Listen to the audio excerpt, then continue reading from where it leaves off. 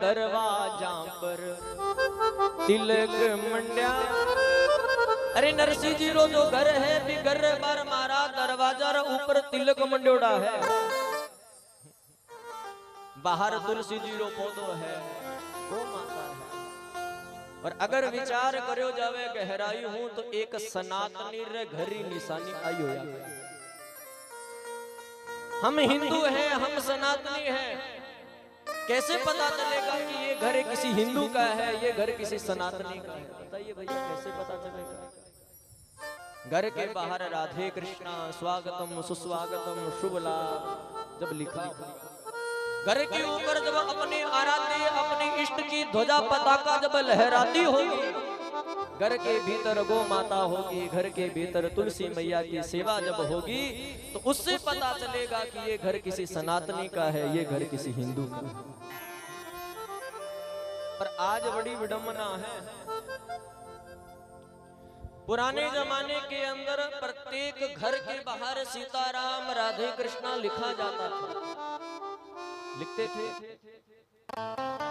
अगर विचार किया जाए, पुराने जमाने में मकान भले ही कच्चे होते थे, परंतु महाराज प्रेम और प्यार बड़ो पक्को होया करते। और जहां सुमति तहां संपत्ति नाना, जहां सुमति होती है वही संपत्ति होती है। जहां भाई भाई एकत्रित रहते हो, इकट्ठे रहते हो, वही संपत्ति होती है। जहां अपने से बड़ों की आज्ञा का पालन होता है, वही संपत्ति होती है। और जहां महाराज माता पिता अलग हैं, भाई भाई अलग हैं, घर में नित्य कलह होता है, तो वहां फिर संपत्ति आने वाली नहीं है। अच्छा कि विचार करो, आज हमें बहुत से लोग कहते हैं, बहुत से व्यक्ति प्रश्न करते हैं कि शास्त्री जी आप बताइए कि आज तो हम जब मकान बनाते हैं तो फिर भी महाराज वास्तु के अनुसार बनाते और बिंग बाद भी वास्तु को दोष लग जाए। पुराने जमाने में जो मकान होते थे वो वास्तु के अनुसार नहीं होते थे। जटे महाराज बुढ़ा डोकरा मन आ जाओ तो अटर रसोई बनानी तो अटर रसोई बना दिया करता है, अटा मंदिर बनाना तो अटा मंदिर बना दिया करता, अटा कक्ष यानी कमरों बनाना है तो बड़ा कमरों बना दिया करता। और 20 समय महीने कोई वास्तु दोष नहीं होया करतो, कोई वास्तु दोष नहीं लगा करतो। पर ये सारा दोष अब भी किया लगना शुरू हो गया। एक विचार, यहाँ एक कारण नहीं है, दो कारण है। कितने कारण हैं? दो कारण। पहला, पुराने जमाने में जो मकान होते थे वो मकान कच्चे होते थे। ध्यान देना भैया, पुराने जमाने में जब मकान होया करता वे मकान कच्चे होते थे, और उन कच्चे मकान के ऊपर गौ माता के गो गोबर का लेपन होता था। और जहां गौ माता के गो गोबर का लेपन होता है वहां वास्तु दोष रहने वाला नहीं है। दूसरा,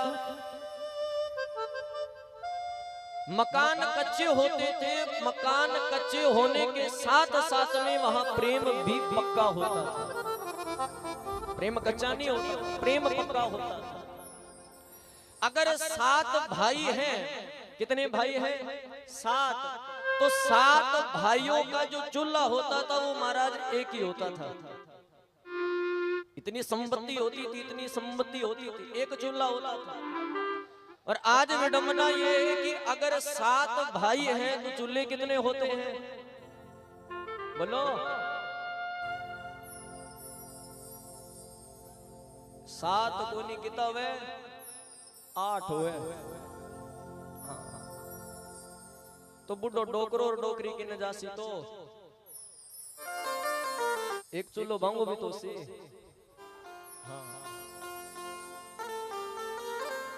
आज तो स्थिति ये है, तो वास्तु दोष तो अपने आप होगा कि नहीं होगा? तो इसलिए हमें विचार करना चाहिए। घर में अगर सुमति होगी तो वहीं संपत्ति होगी, वहीं लक्ष्मी जी निवास करती है जहां सुमति होगी। घर के बाहर राधे कृष्णा स्वागतम सुस्वागतम लिखना चाहिए।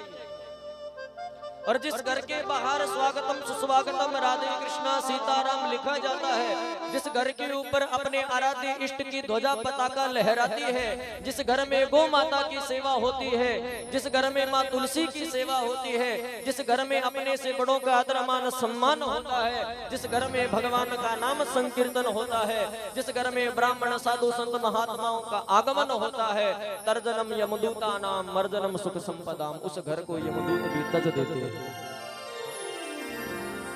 उस घर का यमदूत भी त्याग कर देते हैं। और यही एक हिंदू के घर की निशानी है।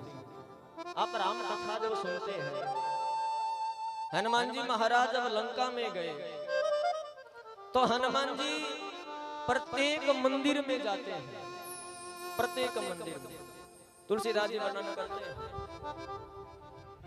मंदिर मंदिर प्रति कर शोधा, मंदिर मंदिर प्रति कर शोधा, देखे हूँ जह तह अगणित जोधा, देखे हूँ जह तह अगणित जोधा, मंदिर मंदिर प्रति कर शोधा, मंदिर मंदिर पति कर सोदा, देखे जह तह अगणित जोधा, देखे जैते अग्नि जोता, सिया राम जय राम जय जय राम, सिया राम जय राम जय जय राम, सिया राम जय राम जय जय राम, सिया राम जय राम जय जय राम। मंदिर मंदिर प्रति कर शोधा, देखे जह तह अगणित जोधा। अच्छा, किसी ने पूछ लिया तुलसीदास जी से, आप कहते हैं कि हनुमान जी प्रत्येक मंदिर में गए, तो क्या लंका में इतने मंदिर थे? हाँ, प्रश्न तो ये भी है, क्या लंका में इतने मंदिर थे? तो तुलसीदास जी कहते हैं कि हनुमान जी बताना चाहते हैं कि हर घर मंदिर होता है, हर घर मंदिर होता है, पर उस मंदिर के भीतर जाने से पता चलता है कि इस मंदिर में देवता निवास करते हैं या इस मंदिर में राक्षस निवास करते हैं। देखे जह तह अगणित जोधा। और हनुमान जी ने जब प्रत्येक मंदिर में प्रवेश किया तो क्या देखा, ब्रह्म मुहूर्त का समय था, सभी सो रहे थे, सभी निशाचर सो रहे थे, पर एक मंदिर बड़ा सुंदर लगा हनुमान जी को। कौन सा? विभीषण। क्या निशानी थी? तुलसीदास जी वर्णन करते हैं, रामायुध अंकित गृह शोभा वर्णि न जाय, नव तुलसी का वृंद तह। इतना सब कुछ देखा, नव तुलसी का वृंद तह, एक हरस कपीरा। और इतना देखते ही महाराज हनुमान जी तो नाचने लगे। अरे कोई भक्त मिल गया, भक्त भक्त। यही भक्त के घर की निशानी। ब्रह्म मुहूर्त हुआ था, दीप का प्रकाश हो रहा था, पर विभीषण जी राम राम राम राम का जाप कर रहे थे। अरे इतनी आपत्ति, इतनी विपत्ति होने के बाद भी विभीषण जी ने अपना कर्तव्य नहीं छोड़ा। कैसा जीवन था विभीषण जी का? जैसे 32 दांत के बीच में एक जीभ, ऐसा जीवन था विभीषण जी का। पर वीर बाद भी महाराज आपको धर्म नहीं छोड़ो, आपका अपना कर्तव्य नहीं छोड़ा, परंतु हम तो स्वतंत्र हैं, हम तो स्वतंत्र हैं। पर स्वतंत्र होने के बाद भी महाराज भगवान का नाम नहीं लेते। विचार कीजिए, इस भारत देश में रहने वाला प्रत्येक युवा, प्रत्येक व्यक्ति महाराज सनातन धर्मावलंबी प्रत्येक व्यक्ति स्वतंत्र है कि नहीं है? स्वतंत्र है। और उस स्वतंत्रता को प्राप्त करने के बाद भी हम भगवान का भजन नहीं करते। और विचार करो, जे जन्म पाकिस्तान में होड़ो हुआ तो थे ले लियो के भगवान को नाम है। हम स्वतंत्र हैं, उसके बाद भी महाराज परतंत्र बने हुए, उसके बाद भी भगवान का नाम नहीं लेते हैं। एक हिंदू के घर की निशानी। पर विडंबना आज है, आज हम कहने के सनातनी हैं, आज हम कहने के हिंदू बने हैं, कहने के सनातनी बने हैं। अगर किसी से पूछ लिया जाए कि आप हिंदू हैं, आप सनातनी हैं, तो आपके धर्म के सूत्र क्या है, तो क्या दिखाएंगे भैया? किसी मुसलमान से पूछेंगे तो महाराज वो आपकी टोपी दिखाए, आ देखो हमें टोपी लगाओ, ये हमारे धर्म का सूत्र है। परंतु अगर कोई हमसे पूछ ले कि आप सनातनी हो, हिंदू हो, तो आपके धर्म का सूत्र क्या है, क्या बताओगे? बोलिए। जो तिलक निकालते नहीं है, शिखा रखते नहीं है, धोती पहनते नहीं है, तागड़ी बांधते नहीं है, यज्ञोपवीत धारण नहीं करते हैं, कलावा पहनते नहीं है, तो किस बात के सनातनी है? बोलो बोलो बोलो, किस बात के सनातनी है? पर महाराज आज तो दुख इस बात का है,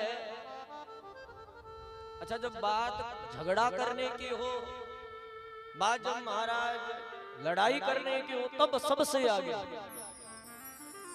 तो सारा आगे खड़े हो, हम ही यहाँ बे भक्त, मैं यहाँ महाराज बे हिंदू, हम ही हैं वो सनातनी है।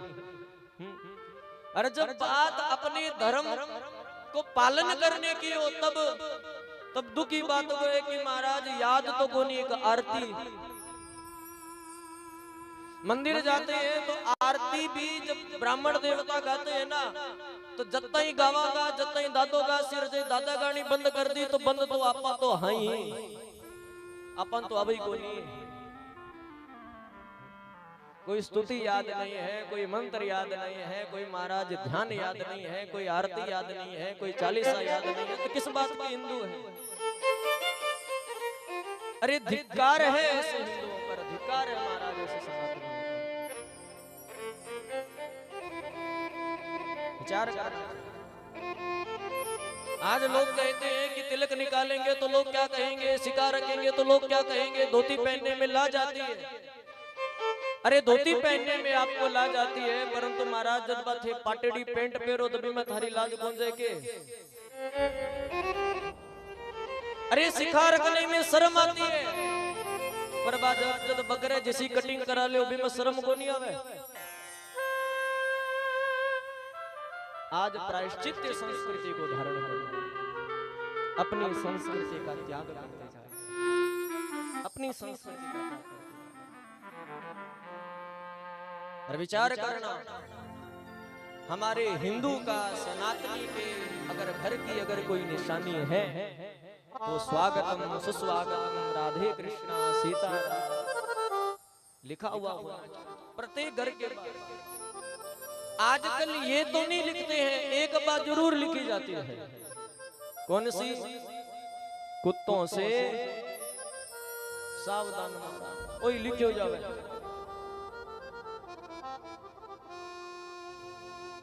ये लिखना आवश्यक नहीं है, जो आवश्यक है वो लिखिए। सीताराम राधे कृष्णा स्वागतम सुस्वागतम लिखना चाहिए। नरसिंह मेहता रे घर भी महाराज एड़ी ही निशानी है, आमे सामे दरवाजा पर तिलक मंड्या